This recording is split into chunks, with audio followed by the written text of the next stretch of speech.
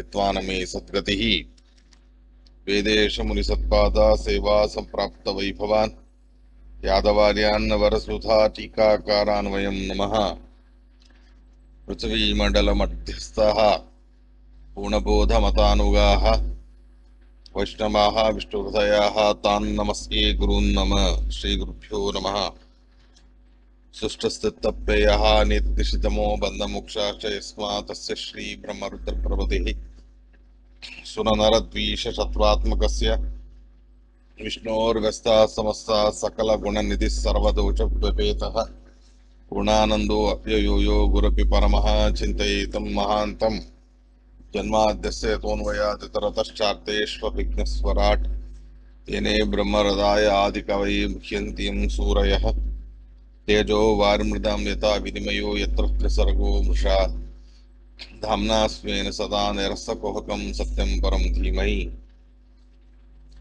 धर्मप्रोज्झितकैतवोऽत्र परमो निर्मत्सराणां सतां वेद्यं वास्तवमत्र वस्तुशिवदं तापत्रयोन्मूलनं श्रीमद्भागवते महामुनिकृते किं वा परैरीश्वरः सत्योरुध्यवरुध्यते यत्र कृतिभिः शुश्रूषुभिस्तत्क्षणात् निगमकल्पतरोर्गलितं फलं शुकमुखादमृतद्रवसंयुतं पिबत भागवतं रसमालयं मुहुरहो रसिकाः भुवि भावुकाः नैमिषे अनिमिषक्षेत्रे ऋषयः श्रवणकादयः सत्रं स्वर्गाय लोकाय सहस्रसममासत् यं प्रव्रजन्तमनुपेतमपेतकृत्यं द्वैपायनो विरहकातर आजुहाव पुत्रेति तन्मयतया तरवोऽपि नेदुः तं सर्वभूतहृदयं मुनिमानतोऽस्मि। स्वस्वसुततामखिल सन्मङ्गलानि भवन्तु श्लोकैकपठनश्रवणमात्रेण वक्तुश्च श्रोतॄणां निखिलकलिकृतकल्मषापनोदनपटुतरे धर्माद्यखिलपुरुषार्थसाधनीभूते श्रीमद्भागवत तात्पर्यनिर्णये अथ किञ्चित् पूर्वकथा प्रमेयानुवादः। श्रीगुरुभ्यो नमः। हरिः ओम् हरिः ओम् हरिः ओम्।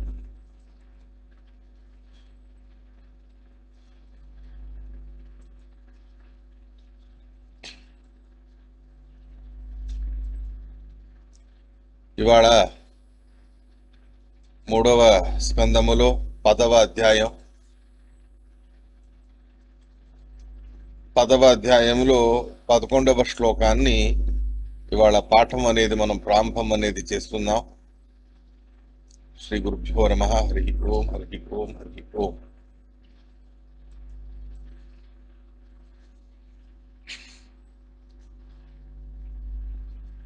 त्वद्भावयोग परिभावितहृत्सरोजाः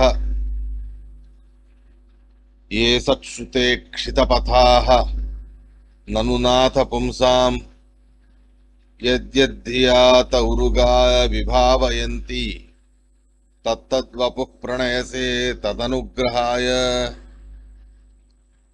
त्वद्भावयोग परिभावितहृत्सरोजा ये सक्षुते क्षितपथा ननुनाथ पुंसा यद्यद्धियात उरुगाय विभावयन्ति तत्तद्वपुः प्रणयसे तदनुग्रहाय.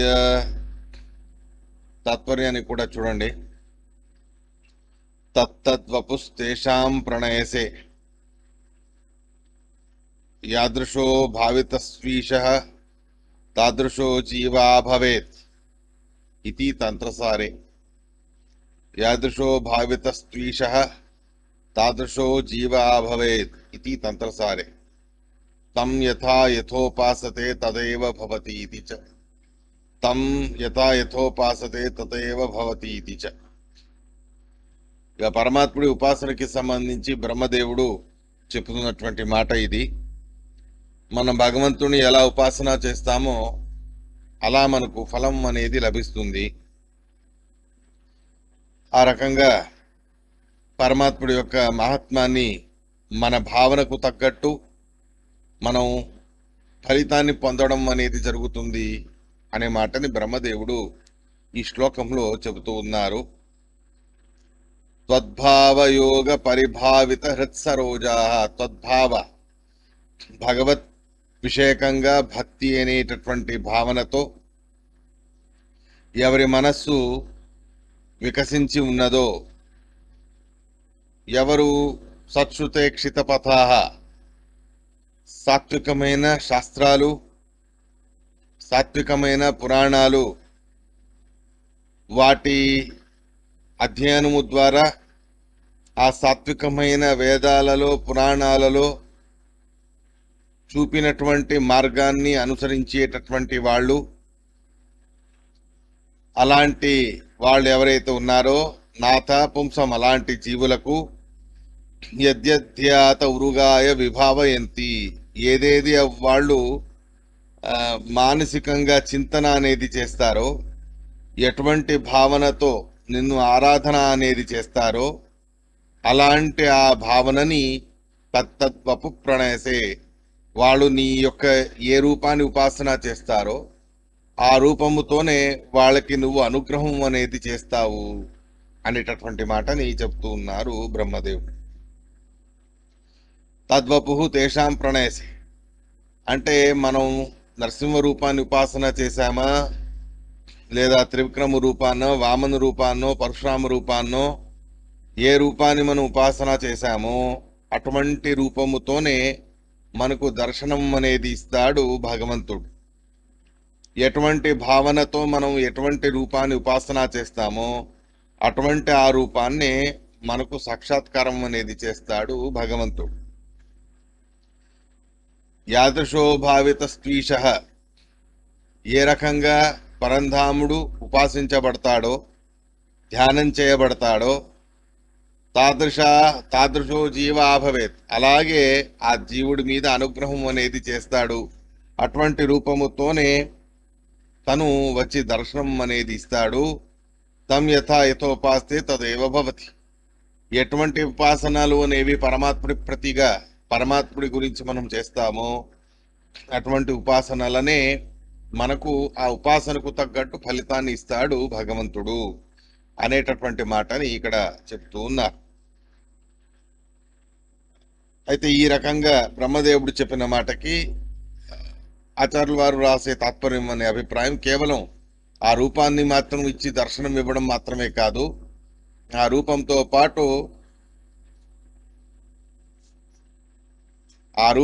పాటు వాళ్ళు ఎటువంటి ఉపాసన చేస్తారో అటువంటి ఆ ఉపాసనకి ఫలితం అనేది కలగజేస్తాడు భగవంతుడు అనేటటువంటి మాటని చెబుతూ ఉన్నా. అయితే ఈ రకంగా శ్లోకాభిప్రాయం అనేది మనం తెలుసుకుందాం.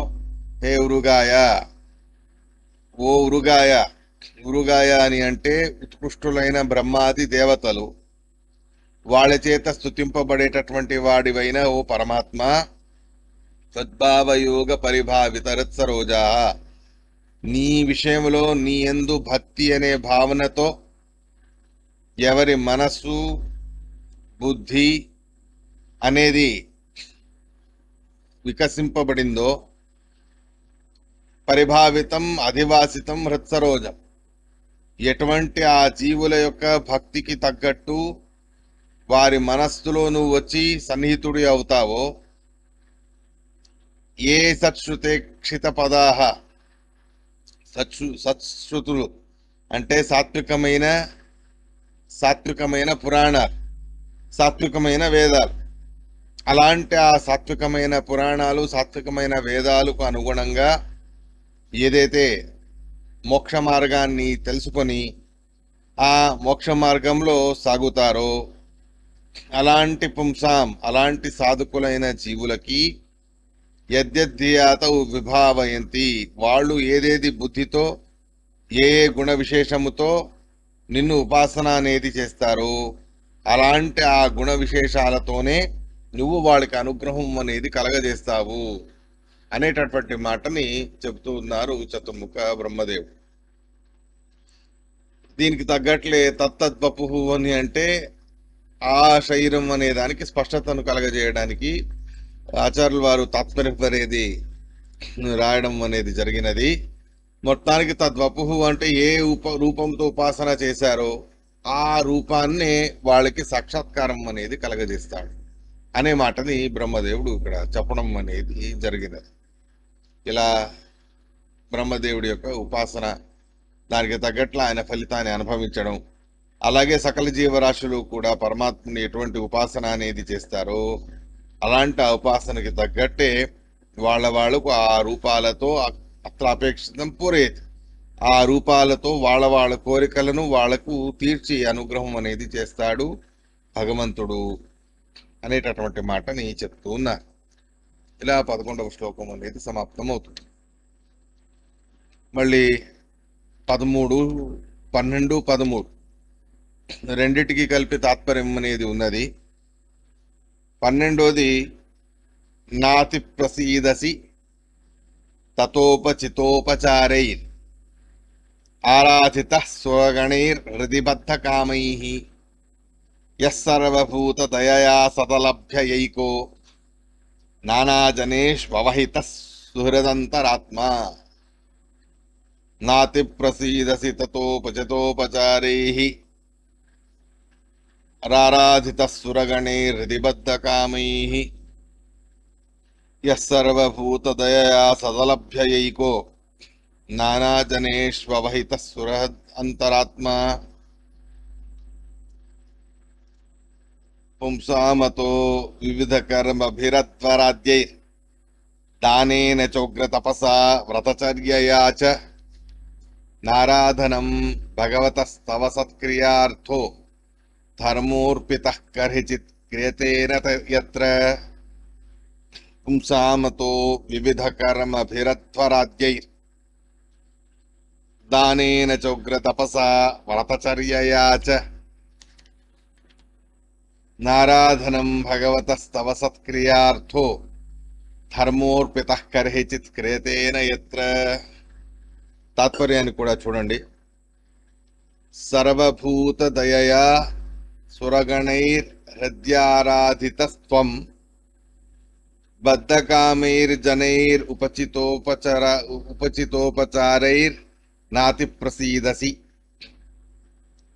సర్వభూత దయయా సురగణైర్ హృద్యారాధితస్త్వం బద్ధకామైః జనైః ఉపచితోపచారైర్ నాతి ప్రసీదసి.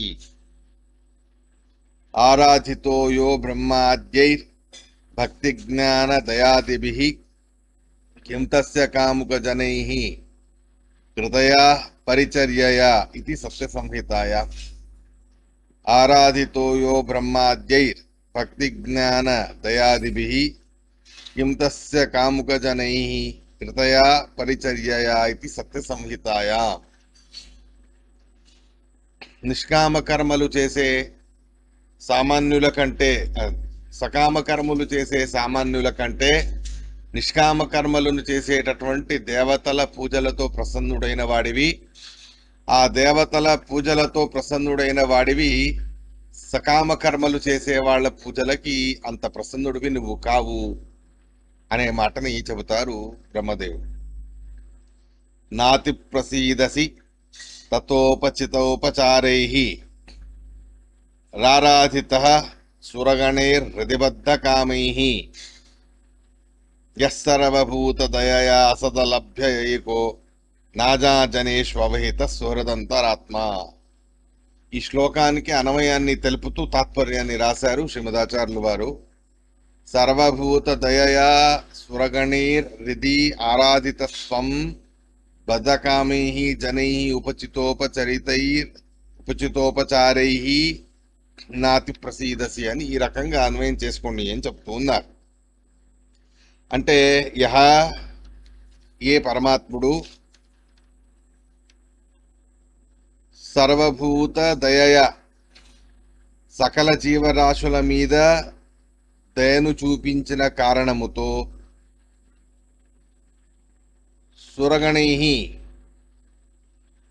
దేవతోత్తములైన వాళ్ళు ఎవరైతే ఉన్నారో అలాంటి వాళ్ళ చేత ఆరాధిత సర్వభూత దయయ సకల జీవరాశుల మీద దయ మొదలైనటువంటి గుణాలు కలిగిన వాళ్ళై భక్త్యాది గుణాలతో యుక్తమై ఉన్న వాళ్ళై ఏ దేవతలు అనేవాళ్ళు ఉన్నారో ఆ దేవతల చేత ఆరాధిత పూజింపబడిన వాడు పరమాత్మ.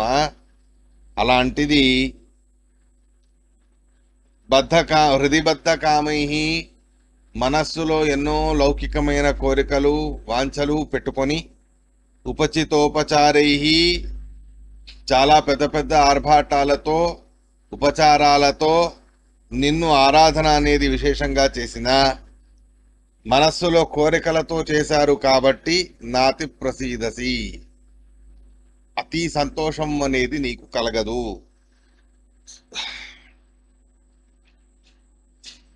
సూరదంతరాత్మ, అందరి అంతర్యామి అయిన వాడు పరమాత్మ, అందరికీ సూరత్ అయిన వాడు పరమాత్మ. నానాజనేషు అవహిత, నానా జీవరాశులలో సన్నిహితుడై ఉండేటటువంటి వాడు పరమాత్మ. అంతరాత్మ, అంతర్నియామకుడై సరన్ నానాజనేషు, నానా విధమైన ప్రాణుల విషయములో అవహిత స్థితుడై ఉన్నవాడు పరమాత్మ.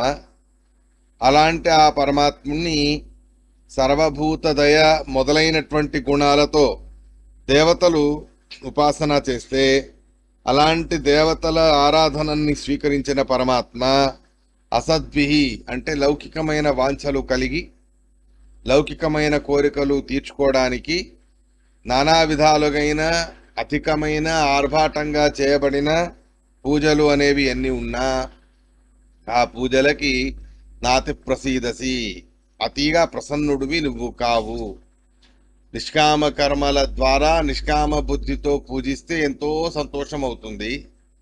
సకామ కర్మలతో అంటే స్వార్థయుక్తముతో లౌకికమైన వాంఛలతో పరమాత్ముని పూజిస్తే అంత ప్రసన్నత అనేది పరమాత్ముడికి ఉండదు.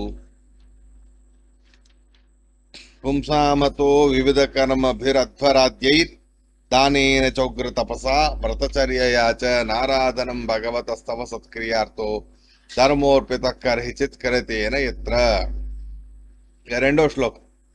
రెండో శ్లోకాన్ని కూడా అర్థం అనేది తెలుసుకొని తాత్పర్యానికి వెళదాం.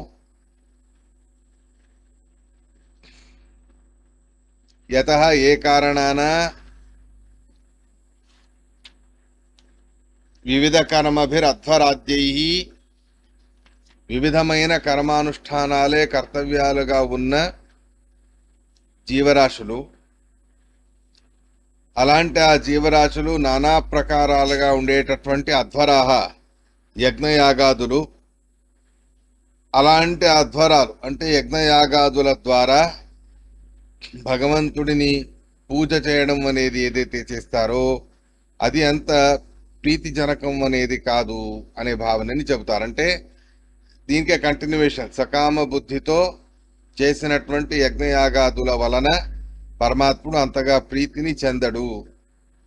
సత్యవ్రతా క్రియాశ్చాధ్వరాద్యాస్తాస అర్థో అవాంతర ప్రయోజన రూపో ధర్మ కరిచిత్ అపి. ఆదో మధ్యాంతే.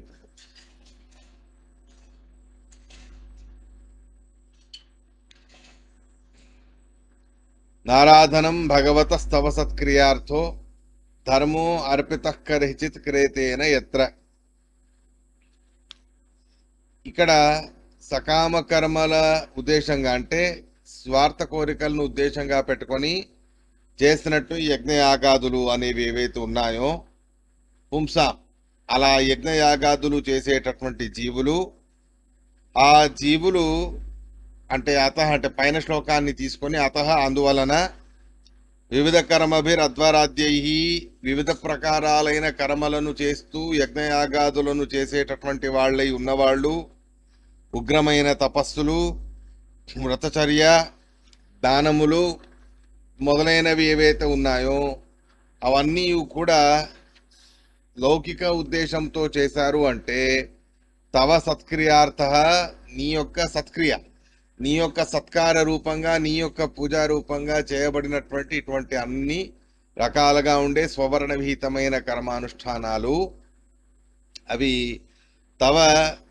నారాధనం, నీ యొక్క ఆరాధన రూపంగా, తవ అంటే నీ యొక్క ప్రీతిని ఉద్దేశంగా పెట్టుకుని ఆరాధన చేయకుండా ధర్మోర్పిత కర్హిచిత్ ఏదో ఒక ధర్మాన్ని, ఏదో ఒక అదృష్టాన్ని, ఏదో ఒక పుణ్యాన్ని ఉద్దేశంగా పెట్టుకొని ఎత్ర న క్రియతే ఎక్కడ చేస్తారు, ఎక్కడ చేయబడదో అటువంటి ఆరాధన అంటే నిష్కామ ధర్మాలను మనస్సులో పెట్టుకొని ఎక్కడ యజ్ఞయాగాది రూపమైన నిష్కామ కర్మానుష్ఠానాలు అనేవి జరగవో అటువంటి ఆ ఆరాధనలు యద్యపి పరమాత్ముడి పూజా రూపంగా ఉన్నప్పటికీ కూడా అవి ఆరాధనలు కాకుండా పోతాయి అనే మాటని చెప్తూ ఉన్నారు.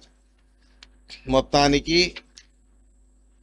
ధర్మే అర్పిత నిష్కామ ధర్మ మోక్ష ధర్మం లేదా భగవత్ ప్రీతి అనేటటువంటి ఒక ఉద్దేశముతో పరమాత్ముడికి నిష్కామ బుద్ధితో సమర్పించిన కర్మల వలె కాకుండా ఎక్కడ భగవంతుడి యొక్క పూజారూపమైన సత్కర్మానుష్ఠానాలు, సౌవర్ణవీతమైన కర్మాలు, దాన ధర్మాలు మొదలైనవి ఏవైతే ఉన్నాయో అవి ఏదో ఒక లౌకికమైన ఉద్దేశంతో చేస్తే, ఆ రకంగా లౌకికమైన ఉద్దేశంతో చేస్తున్నందుకు అవి నిజంగా భగవంతుడి ఆరాధనా రూపంగా అవి ఉండవు. అంటే సకామ కర్మలుగా చేయబడినవి కాబట్టి ఆరాధన రూపంగా ఉండవు అనే మాటని రెండు కలిపి చెప్తూ ఉన్నారు. ఇక తాత్పర్యం, ఆరాధితోయో బ్రహ్మాద్యైర్ భక్తి జ్ఞాన దయాదివి. బ్రహ్మరుద్రాది దేవతల చేత, ఏ బ్రహ్మరుద్రాది దేవతలు భక్తి జ్ఞాన దయ మొదలైనటువంటి సద్గుణాలతో యుక్తమై ఉన్న బ్రహ్మాది దేవతల చేత యో ఆరాధిత, ఏ పరమాత్ముడు ఆరాధింపబడ్డాడో అటువంటి ఆ పరమాత్ముడికి కాముక జనై పరికృతయా పరిచయ కిం, సకామ కర్మ ఉద్దేశముతో సకామ కర్మల అనుష్ఠానం చేసేటటువంటి కాముకులైన జనులు వాళ్ళు చేసిన పరిచర్య ఏదైతే ఉందో దాని వలన ఏమి పరమాత్ముడికి ప్రయోజనం, అంటే ఏ రకంగా పరమాత్ముడికి అది ప్రసన్నతకి కారణమవుతుంది. ఉద్దేశం లౌకికాన్ని పెట్టుకున్నారు, భగవంతుడిని పెట్టుకోలేదు. అలా లౌకికాన్ని ఉద్దేశంగా పెట్టుకొని పరమాత్ముడి పూజలు మొదలైనవన్నీ చేసిన అటువంటి పరిచర్య ఎక్కువగా పరమాత్ముడి ప్రసన్నతకి కారణం కాదు అని శ్రీమదాచార్యులు వారు చెప్తూ ఉన్నారు.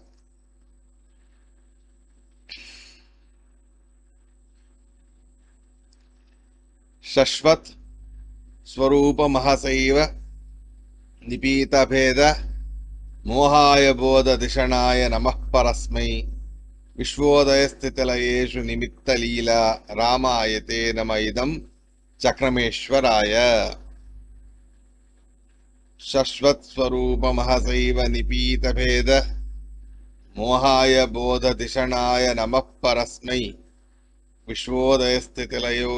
విశ్వోదయస్థితిలయేషు నిమిత్త లీలా రామాయతే నమ ఇదం చక్రమేశ్వరాయ. తాత్పర్యాన్ని కూడా చూడండి. ఈశస్యా పూర్ణతా జ్ఞానం విష్ణోరన్యస్య చేషత వేదస్తస్యావతారేషు జీవస్యేషత్వమేవ చ తథా జీవత్వమీశస్య జడాభేదస్తయోరపి భేదమోహ ఇతి ప్రోక్తః సదా నహరౌ క్వచిత్ అన్యేషాం తత్ప్రసాదేన శనైర్యాతి సతామపి ఇతి స్కాందే.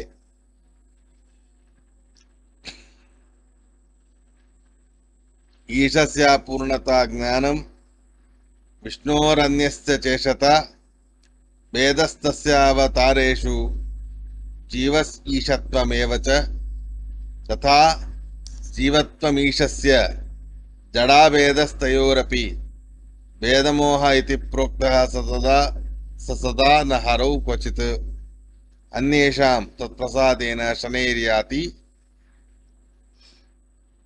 సతాం అపి ఇతి స్కాందే. శశ్వత్ స్వరూప మహసైవ నిపీత భేద మోహాయ బోధ దిషణాయ నమః పరస్మై. భేదమోహం అనేటటువంటి విషయాన్ని ఇక్కడ ప్రస్తావన అనేది చేశారు బ్రహ్మదేవుడు. విశ్వోదయ స్థితిలయేషు సమగ్రమైన విశ్వానికి సంబంధించిన సృష్టి స్థితి సంహారాది లీలల విషయములో విశ్వానికి సంబంధించిన ఉదయస్థితి లయ మొదలైనటువంటి నిమిత్తకంగా చేసేటటువంటి లీలలు ఏవైతే పరమాత్ముడు చేస్తూ ఉంటాడో అలాంటి ఆ రామాయ సర్వగుణ పూర్ణుడైన రామచంద్రుడికి తే నమః నమస్కారం అని చెబుతూ పైన నిపీత భేదమోహ అనే మాటని చెప్పారు. శశ్వత్ స్వరూపం సహసైవ స్వరూపం అహసైవ. శశ్వత్ స్వరూప మహసైవ నిపీత భేద మోహాయ. నిపీత భేద మోహాయ అంటే నిరాకరించబడిన భేదపు మోహము కలిగిన వారు అనేది ఎవరికైతే ఉంటుందో, అలాంటి నిపీత భేద మోహాయ, నిరాకరించబడిన భేదపు మోహము కలిగిన వాళ్ళు ఎవరైతే ఉన్నారో అలాంటి ఆ వ్యక్తులకి బోధ దిశనాయ, జ్ఞానానికి విషయమై శశ్వత్ స్వరూప మహసైవ, శాశ్వతంగా వారి యొక్క స్వరూపాన్ని, మోక్షావస్థని కలగజేసేటటువంటి వాడివైన పరస్మై సర్వోత్తముడైన నారాయణ నీకు నమస్కారం అని చెప్తూ వచ్చారు. ఇక్కడ భేదమోహం అనేది ఏమిటో మనకు తెలియలేదు. ఆ భేదమోహాన్ని తెలియజేస్తూ శ్రీమదాచార్యుల వారు తాత్పర్యాన్ని రాశారు. భేదానికి సంబంధించిన మోహం లేదా భేదమోహం అంటే ఏమిటి అని అడిగితే, ఈశస్య అపూర్ణత జ్ఞానం, భగవంతుడికి పరిపూర్ణత అనేది లేదు అనే జ్ఞానం. విష్ణోరన్యస్త చేషత, సర్వోత్తముడు నారాయణుడు కాక ఇంకెవరో వేరే దేవతలు సర్వోత్తములై ఉన్నారు అని భావించడం. భేదస్తస్యావతారేషు, ఆ పరమాత్ముడి అవతారాలలో భేదం అనేది చింతన చేయడం. జీవస్య ఈశత్వమేవచ, జీవులందరికీ కూడా పరమాత్ముడే, జీవులే ఈశ, జీవులే భగవంతుడు అని అనుకోవడం. తథా జీవత్వం ఈశస్య, అలాగే భగవంతుడిలో జీవత్వం అంటే భగవంతుడు ఒక జీవియే అనే ఆలోచన పెట్టుకోవడం. జడ పదార్థాలతో అభేదాన్ని చెప్పుకోవడం. ఇవన్నీ ఏవైతే ఉన్నాయో వీటిని భేదమోహ అని అంటారు. ఇటువంటి భేదమోహం అనేది భగవంతుడి విషయంలో ఏనాటికి కూడా ఉండకూడదు. భగవత్ విషయకంగా ఇటువంటి భేదమోహములు అనేవి అస్సలు ఉండకూడదు. భగవంతుడికి ఎలాగూ లేవు. అన్యేషాం, భగవంతుడు కాకుండా ఆయన భక్తులైన వేరే వాళ్ళు ఎవరైతే ఉన్నారో అలాంటి వాళ్ళకి తత్ప్రసాదేన, ఆ పరమాత్ముడి ప్రసాద విశేషంతో శనైర్యాతి, మెల్లగా ఈ భేదమోహం అనేది పరిహారం అవుతుంది. సజ్జనులకి కూడా అప్పుడప్పుడు భేదమోహం అనేది ఉంటుంది. కానీ ఆ సజ్జనులకి ఉండే భేదమోహం అనేది క్రమక్రమంగా భగవద్ అనుగ్రహంతో అది అలా పరిహారం అవ్వడం అనేది జరుగుతుంది. ఈ రకమైన భేదమోహములు అనేవి ఉండకూడదు. భగవద్ విషయకంగా ఇటువంటివి పెట్టుకోకూడదు. ఇక భగవంతుడికి లేనే లేవు, భగవంతుడు కాకుండా ఇతర జీవులు ఎవరైతే ఉన్నారో అలాంటి వాళ్ళకి ఈ భేదమోహం అనేది లేకుండా చేస్తాడు పరమాత్మ. ఇలా పరమాత్ముడి యొక్క ఆరాధన చేసేటటువంటి జీవులు వాళ్ళకి భేదమోహం అనేది దూరమై ఉంటే గాని ఆయన స్వరూప మహసైవ, స్వరూపభూత జ్ఞానేన ఇవ నతు పరోపదేశోత్పన్నేన ఇత్యర్థ. తమ స్వరూపభూతమైన జ్ఞానముతోనే ఆ నిపీత భేదమోహాన్ని పరిహారం చేసుకొని ఏ జీవులు పరమాత్ముడి యొక్క సాక్షాత్కారాన్ని చేసుకుంటారో లేదా బోధ దిశనాయ, అటువంటి భేదమోహాన్ని దూరం చేసుకుని ఉన్న జీవుల యొక్క బోధం అంటే జ్ఞానం, ఆ జ్ఞానానికి దిశణ ఆశ్రయమై ఆశ్రయమై ఉంటాడు పరమాత్మ. అంటే ఎవరికి, ఏ సాధకుడికి భేదమోహం అనేది లేదో అలాంటి ఆ భేదమోహం అనేది పరోక్ష జ్ఞానముతో కాకుండా తన స్వస్వరూపభూతమైనటువంటి జ్ఞానం, స్వరూపం అహసైవ అంటే స్వస్వరూపభూతమైన జ్ఞానము, ఆ స్వస్వరూపభూతమైన జ్ఞానముతోనే భేదమోహం అనేది ఎవరికైతే పరిహారం అవుతుందో అలాంటి ఆ భేదమోహం అనేది పరిహారమైన వాళ్ళ బోధానికి అంటే వాళ్ళ జ్ఞానానికి విషయం అవుతాడు పరమాత్మ. అంటే దీని ముందు గురువుల ద్వారా తెలుసుకోవాల్సిందే. పరోపదేశం అనేది పొందాలి. ఆ పరోపదేశం అనేది పొందిన తర్వాత నిదానంగా సాధన అనేది చేసుకుంటూ వెళ్ళాక అప్పుడు అపరోక్ష జ్ఞానాన్ని సాధించాక స్వరూపభూతంగానే ఈ భేదమోహం అనేది ఏదైతే ఉందో అది సంపూర్ణంగాను కూడా దూరం అయిపోతుంది. మన స్వరూపంలో భేదమోహం అనేది లేదు. అలాంటి స్వరూపంలో లేని భేదమోహాన్ని పొంది ఉంటాడు సాధకుడైన జీవుడు. అలాంటి స్వరూపభూతమైన భేదమోహం అనేది స్వరూపతఃనే అది పరిహారం అనేది అవుతుంది. అంటే స్వరూపభూత జ్ఞానముతోనే, భగవత్ సాక్షాత్కార రూపమైన స్వరూపభూతమైన జ్ఞానముతోనే ఇటువంటి భేదమోహం అనేది పరిహారం అవుతుంది. ఎవరికి ఈ రకమైనటువంటి భేదమోహం అనేది పరిహారం అయిందో అలాంటి వాళ్ళ బోధ అంటే వాళ్ళ జ్ఞానానికి విషయమవుతాడు భగవంతుడు. అలాంటి ఆ పరమాత్ముడు విశ్వస్థితి ఇత్యాదులన్నీ కూడా చేసేటటువంటి వాడై ఉన్నవాడు. లీలాజాలంగా సమగ్రమైన జగత్తు యొక్క సృష్టిస్థితి సమారాలు మొదలైనవన్నీ కూడా చేసేటటువంటి వాళ్ళే ఉన్నవాళ్ళు. ఇదం దర్శనముద్దేశ పూర్వం నమశక్రమ ఇదముక్తానుసంధాన పూర్వకం నమః ఇతి వా.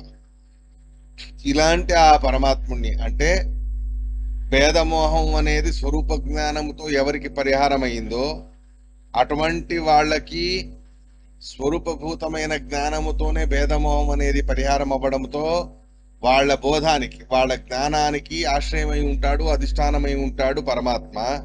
అలాంటి ఆ పరమాత్ముడికి నమస్కారం. అంత మాత్రమే కాదు, విశ్వస్థితి ఇత్యాదుల నిమిత్తకంగా పరమాత్ముడు చేసేటటువంటి లీలలు ఏవైతే ఉన్నాయో అలాంటి నానా రకాలుగా లీలలు కూడా ఆ పరమాత్ముడు చేస్తాడు. అటువంటి ఆ లీలలను చేసేటటువంటి పరమాత్ముడి యొక్క దర్శనాన్ని వెనక ఉద్దేశంగా పెట్టుకొని నమస్కారం చేశారు. నమః నమః చక్రమేశ్వరాయ అని రెండు వచ్చాయి ఇక్కడ. నమః అనేది వెనక ఎందుకు చెప్పారు అంటే ఈ రకంగా రామో రమణం చేసేవా ఇదం దర్శనం ఉద్దేశ పూర్వం నమశక్రం. ఇటువంటి ఈ దర్శనాన్ని ఉద్దేశంగా పెట్టుకొని పూర్వం నమస్కారం అనేది చేశారు. ఇప్పుడు ఉక్త అనుసంధాన పూర్వకంగా నమస్కారం అనేది చేస్తూ ఉన్నారు. అంటే భేదమోహం అనేది పరిహారం అవ్వాలి అనే ఉద్దేశంతో ఇది వరకు నమస్కారం చేశారు. ఇప్పుడు భేదమోహం అనేది పరిహారం అయింది. భేదమోహం అనేది పరిహారం అవ్వడంతో ఇప్పుడు ఉక్త అనుసంధాన పూర్వకం అంటే భేదమోహరహితమైన భగవంతుడి యొక్క అనుసంధానాన్ని చేసుకుంటూ ఈ రకమైనటువంటి నమస్కారాన్ని చేస్తూ ఉన్నారు. అప్పుడు భేదమోహం పోవడానికి నమస్కారం. ఇప్పుడు భేదమోహం పోయిన తర్వాత ఆ భేదమోహరహితమైన అనుసంధాన పూర్వకమైన నమస్కారాన్ని బ్రహ్మదేవుడు భగవద్ విషయకంగా చేస్తూ ఉన్నాడు అనే మాటని ఇక్కడ చెప్తూ ఉన్నారు. ఇలా 14వ శ్లోకం సమాప్తమైంది. 15వ శ్లోకానికి కూడా తాత్పర్యం అనేది ఇచ్చారు ఆచార్యుల వారు. యస్యావతార గుణకర్మ విడంబనాని నామాని యేసు విగమే వివశా గృణంతి తేనైక జన్మ శమలం సహసైవ హిత్వా సంయాత్యపావృతమృతం తమజం ప్రపద్యే. యస్యావతార గుణకర్మ విడంబనాని నామాని యేసు విగమే వివశా గృణంతి తేనైక జన్మ శమలం సహసైవ హిత్వా సంయాత్యపావృతమృతం తమజం ప్రపద్యే. తాత్పర్యము చూడండి. భక్తి వివశాః ఏ భక్త్యా వివశాః విష్ణోర్నామ మాత్రైక జల్పకాః తేపి ముక్తిం వ్రజంతి ఆశు కిము తద్ధ్యాయినః సదా ఇతి వ్యోమ సంహితాయ. యస్యావతార గుణకర్మ విడంబనాని ఏ పరమాత్ముడి యొక్క అవతారాలు, ఆయన గుణములు, ఆ అవతారాలలో చేసేటటువంటి ఆయన కర్మలు, ఆయన విడంబనాలు మొదలైనవన్నీ. యస్యావతార గుణకర్మ విడంబనాని నామాని ఏ పరమాత్ముడి యొక్క అవతారాలకి సంబంధించిన గుణధర్మాలు, అవతారాలు చేసిన కర్మలు, అవతారంలో చూపించిన లోక విడంబనాలు, ఇవే మొదలైనవి ఏవైతే ఉన్నాయో నామాని యేసు ఇలాంటి గుణధర్మాలను తెలిపే లౌకికమైన విడమ్మనాలు చేసేటటువంటి విషయాన్ని తెలిపేటటువంటి నామములు. అలాంటి ఆ నామములను ఎవరైతే అసువికమే ప్రాణం పరిహారమయ్యే సమయంలో, అంటే ప్రాణం పోయే సమయంలో వివశాగ్రణంతి వివశులై ఉచ్చరిస్తారో అలాంటి వాళ్ళు ఒక జన్మ కాదు, ఎన్నో జన్మల శమల పాపాన్ని సహజంగా సునాయాసంగా హిత్వా పరిహారం చేసుకొని అపావృతమృతం సమజం ప్రపత్యే. అపావృతం సంయాతి. అపావృతం అంటే మళ్ళీ రానటువంటి స్వస్వరూపభూతమైన అవస్థ అయిన మోక్షం. అటువంటి ఆ మోక్షాన్ని సంయాతి పొందుతారో అటువంటి ఆ పరమాత్ముడు అజం ప్రపత్తి. అలాంటి ఆ పరమాత్ముడిని శరణాగతిగా చేరుకుంటున్నాను అని చెప్తున్నారు. ఇక్కడ వివశాహ అనే దానికి అర్థం చెబుతారు. వివశాహ అంటే ఏదో బలవంతంగా వేరే గతి లేకుండా తప్పనిసరి అని చెప్పి కాదు, భక్తితో వివశులై, భక్తి అనే నిమిత్తంతో వివశులై సునాయాసంగా పరమాత్ముడి అవతారాలకు సంబంధించిన గుణకర్మ ధర్మములు, లోక విడంబనాలు తెలిపేటటువంటి గోపికాచార, గోపాల మొదలైనటువంటి లోక విడంబనాన్ని తెలిపేటటువంటి ఆయన నామములు, ఇలాంటివి ప్రాణము పోయే సమయములో వివశాహ అంటే భక్తుద్రేకముతో, భక్తితో తప్పనిసరిగా అంటే అనుకోకుండా సునాయాసంగా సహజంగా భక్తితో ఎవరు ఉచ్చరిస్తారో అలాంటి వాళ్ళు ఎన్నో జన్మల పాపాలని పరిహారం చేసుకొని సహజంగా సునాయాసంగా ఎన్నో జన్మల పాపాన్ని పరిహారం చేసుకుని అపావృతమృతం స్వరూపభూతమైన అవస్థ, అలాంటి సర్వథా యథార్థ జ్ఞానంతో ఉండేటటువంటి అవస్థ, మోక్షావస్థని సంయాతి పొందుతారు. ఇక్కడ వివశ అనే దానికి ప్రమాణాన్ని కూడా ఇస్తారు. వ్యోమ సంహిత అనే దానికి ఏ భక్త్యా వివశ విష్ణు నామమాత్రైక జల్పక. ఎవరు భక్తితో వివశులై, భక్తి వలన వివశులై, భక్తి ప్రభావముతో సహజంగా పరమాత్ముడి యొక్క నామాన్ని ఒకసారి జల్పత ఉచ్చారణ అనేది చేసిన, ఒకసారి ఉచ్చారం అనేది చేసిన అలాంటి వాళ్ళు మోక్షాన్ని వ్రజంతి పొందుతారు. ఇలా ఉండగా కిముత ధ్యాయిన ఎల్లవేళలాను కూడా ఆ పరమాత్ముడిని ధ్యానం చేసేవాళ్ళు ఇంకా సులభంగా ఆ మహామోక్షాన్ని వారు పొందగలరు అనేటటువంటి మాటని చెబుతారు. మొత్తానికి భక్తి ప్రభావముతో, భక్తి వలన, భక్తి యొక్క అధీనమై, భక్తితో ప్రాణం పోయే సమయంలో పరమాత్ముడి అవతార లీలలు, నామములు మొదలైనవి ఏవైతే ఉన్నాయో అలాంటివి ఉచ్చారణ అనేది చేస్తే, అలాంటి ఆ ఉచ్చారణ చేస్తున్నంత మాత్రాన సకల పాపాలు కూడా పరిహారం చేసుకుని వాళ్ళు నానా రకాలుగాను కూడా పెడతారు. అంటే ఇక్కడ టిప్పణికారులు కొన్ని ఉదాహరణలు చెబుతారు. విష్ణోరవతార గుణకర్మ విడంబనం అనే మాట వచ్చింది శ్లోకంలో. దానికి కొన్ని రకాలుగా చెబుతారు, వాటిని చూస్తే సరిపోతుంది. అవతార విడంబనములు అంటే వసుదేవుడి కుమారుడే ఉండడం, దాశరథి దశరథ మహారాజు గారి కుమారుడే ఉండడం. ఇది దశరథ మహారాజు గారి కుమారుడు కానే కాదు, వసుదేవుడి కుమారుడు కానే కాదు, కానీ విడంబన వారి కుమారుడి వలె నాటకం చేసేటటువంటి పనిని చేశాడు. ఆ మాటని చెప్పేటటువంటి నామములు. సర్వజ్ఞ సర్వేశ్వర అనేటటువంటి గుణాలు, ఆ గుణాలను తెలిపేటటువంటి సర్వజ్ఞ సర్వేశ్వర అనబడేటటువంటి నామములు. కంసారి రాక్షసారి ఇవే మొదలైనటువంటి కర్మలకు సంబంధించిన ఏవైతే నామములు ఉన్నాయో అటువంటి నామములు. ఇలాంటివి ఏవైనా సరే అసువినిగమే అంటే ప్రాణ నిర్గమన కాలములో, చరమ మరణములో ఎవరు వివశులై అంటే భక్తి పరవశులై ఉచ్చారణ అనేది చేస్తారో, అర్థానుసంధాన పూర్వకంగా ఉచ్చారణ అనేది చేస్తారో, అలాంటి అర్థానుసంధాన పూర్వకంగా ఉచ్చారణ చేసిన వాళ్ళకి సకల పాపాల జన్మలు కూడా పరిహారమై ప్రారబ్ధ పాపాలన్నీ దూరం చేసుకొని వాళ్ళు సహజంగా అంటే చాలా శీఘ్రంగా విద్యుత్పతి అయిన వాయుదేవుడి అనుగ్రహముతో పరబ్రహ్మ అయిన పరమాత్ముణ్ణి వారు చేరుకోగలరు. అపావృతం అంటే అపగత ఆవరణం, యథాచ తథార్థం జ్ఞానం పూర్ణం పరం బ్రహ్మ.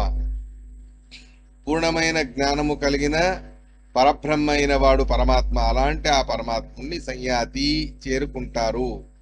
ఇలా తమ తమ యోగ్యతకు తగ్గట్టు మృతికాలములో గుణ విడంబనాన్ని చేసే నామములు, కర్మ విడంబనాన్ని చేసే నామములు, లీలా విడంబనాన్ని చేసే నామములను ఉచ్చరించినంత మాత్రాన వాళ్ళు మోక్షాదుర్ పురుషార్థాలు పొందుతారు అంటే ఇక అలాంటి ఆ రూపాలని ధ్యానం చేసే వాళ్ళు ఇంకా సునాయాసంగా ఆ భగవంతుడి యొక్క మోక్షలోకాన్ని పొందుతారు అనేటటువంటి మాటని చెబుతారు.